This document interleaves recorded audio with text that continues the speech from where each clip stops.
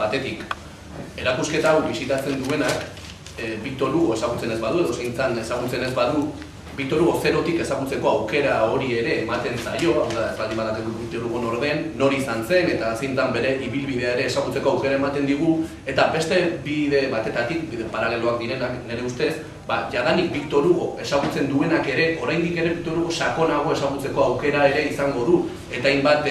ez dakit, hainbat pasadizo, eta gian hain ezagunak ez diren hainbat kontu ere jakiteko, ikasteko aukera ere izango du, eta iruditzen zaigu hori ere oso garrantzitsua dela.